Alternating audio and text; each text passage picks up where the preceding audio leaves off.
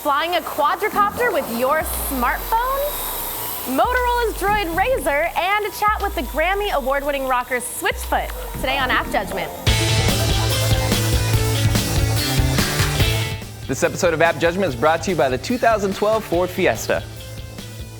Welcome to AppJudgment, your source for mobile application news and reviews. I'm Mauricio Balvanera. And I'm Jackie Talbot, and this is the Parrot AR drone. Watch out. So as you can see, this guy is actually, let me lower it a little bit here. It's using the accelerometer on my iPhone right now to steer. And if I let go, it'll actually just kind of stabilize on its own. And if I like the breeze. It's a good breeze. I'm gonna land it real quick. Here we go. That's awesome. Woo! Yeah! This thing is pretty amazing. Parrot makes it. It retails at about $300. Ouch! It's a little expensive. But what is it? It's not just a flying helicopter. I mean. Well, so there's some game mechanics in the app. So since you're controlling it with your iPhone or Android, and it's got on-screen cameras, you can actually. There's some games where you fire at other drones. Oh, really? Or try to get through obstacles. Simulate fire. Yeah, it's actually kind of fun to try to fly it just by looking at the screen because it's got the onboard camera. Yeah, it's actually pretty fun. We've had a lot of fun with it in the office the past few days. Too much fun. We've actually we've broken this the indoor body on it. It's straight busted. Busted. This is just test flights here. Busted. I mean, it's light, obviously, but it's meant to be the bumper. These are kind of the training wheels. This is what it looks like. Without the body. Up in them guts. Yeah, $300. You want it to last a little longer than this, but you can actually replace this for about $30. Before it came in, I was kind of ho-humming it. I was like, $300 for a copter? I don't know. And then I got it. I was like, wow. Honestly, I've been playing it like crazy in the office. Yeah, so. it's our new little pet device little in the obsession. But in Android hardware news, Google and Samsung are all set to unveil the Galaxy Nexus and Android 4.0 ice cream sandwich tonight at 7 p.m. Pacific time. And here are the last-minute rumor mill specs. The Nexus Prime or Galaxy Nexus will feature 1 GB of RAM. It'll be powered by a dual-core 1.2 GHz Texas Instruments OMAP 4460 processor, and it'll have 5 megapixel camera with an LED flash, and it shoots 1080p video. The front camera, unfortunately, though, will only be 1.3 megapixels, which is normal. Yeah. It will have a near-field communication chip, which I'm actually interested in what kind of things it can send between. Get that Google Wallet going. Yeah. Maybe. Its launching partner will be Verizon Wireless on CDMA LTE, but GSM versions compatible with T-Mobile and AT&T are said to follow. Yeah.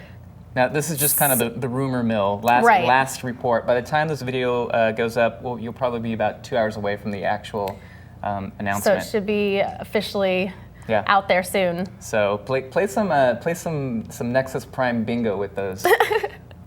Those stats there. And of course, they have to compete with Motorola Droid RAZR. That's right, Motorola RAZR. What? So the RAZR's coming back. RAZR's coming back. It's actually a pretty sexy phone. This is actually officially announced, and it looks amazing. 7.1 millimeters thin. Tiny. Balls in your court, Apple. That's a lot thinner than the iPhone 4. Apparently, it's super light. 4.3-inch QHD Super AMOLED screen, 1.2 gigahertz dual-core processor, 1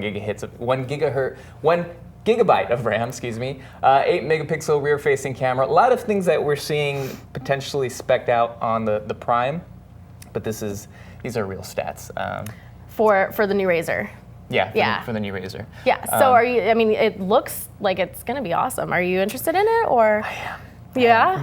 But the thing is, Ice Cream Sandwich is going to be on the Prime or whatever they're going to call it. Whatever. And you're probably going to have to wait to get that on Motorola. Right. Awesome phone. I've been playing. We showed you the Galaxy 2S last week, or earlier this week. Last week. I think it was last week. Awesome phone. This might be the year. You know, I'm an iPhoner. You're a former Androider. Old Android, now iPhone. Kind of not sure. Yeah. Coming up, so I don't know. I did like Android. I was on a very old OS back in like 2.1. Yeah. But the new stuff looks awesome. This might be the year I switch. You know. I may switch back. I don't know. Think different. Think differenter. Different-er.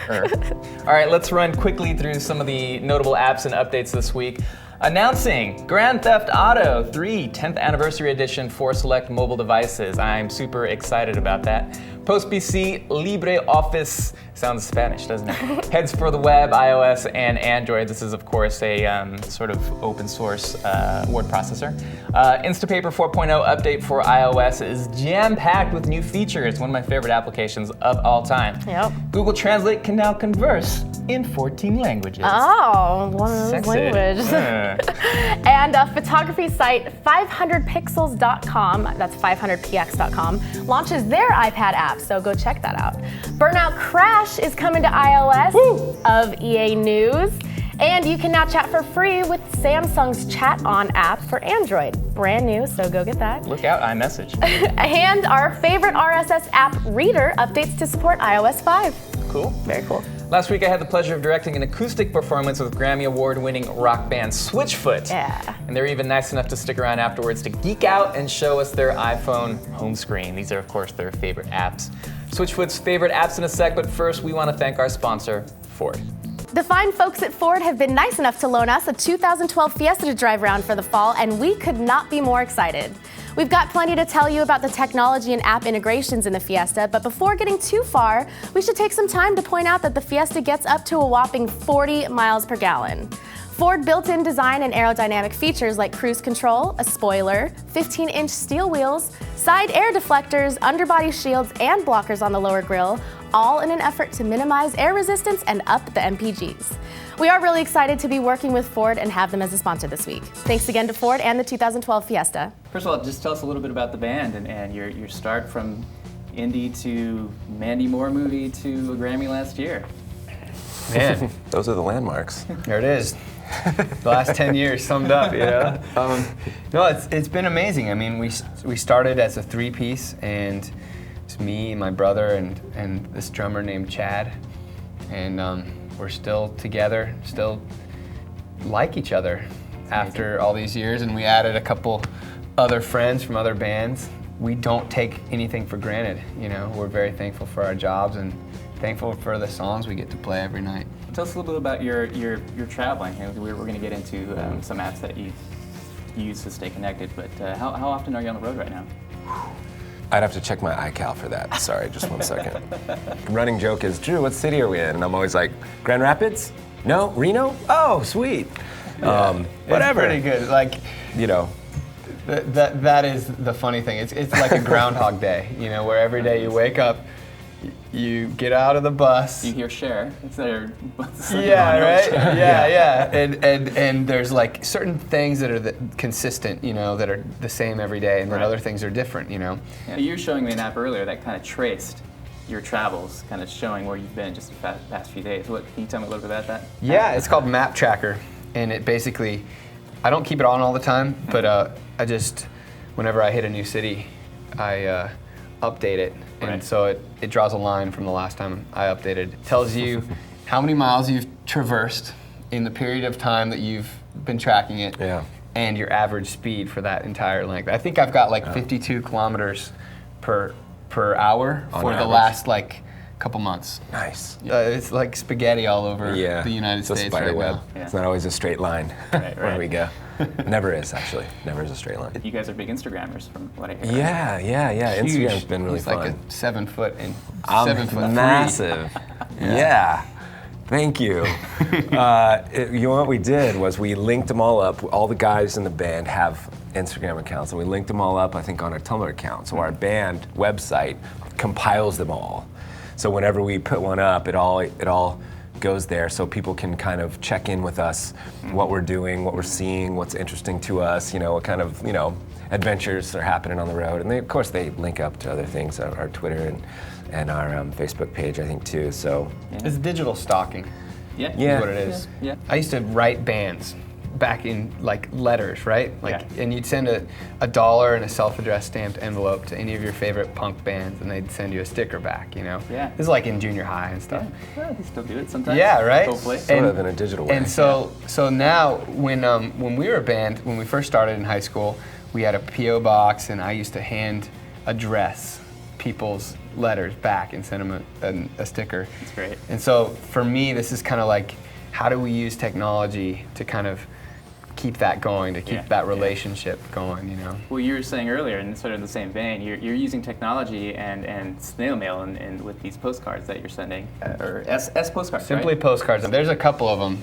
Concept is, some people don't like an email as much as they want a postcard, like a physical postcard in the mail that the postman says, hey, here it is. It means so much more. Yeah, so I take pictures on the road, put that on the front of the postcard, and write things on the back, and it's like $1, and it arrives a couple days later. So That's awesome. Yeah, it's fun.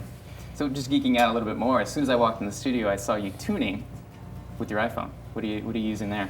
Yeah.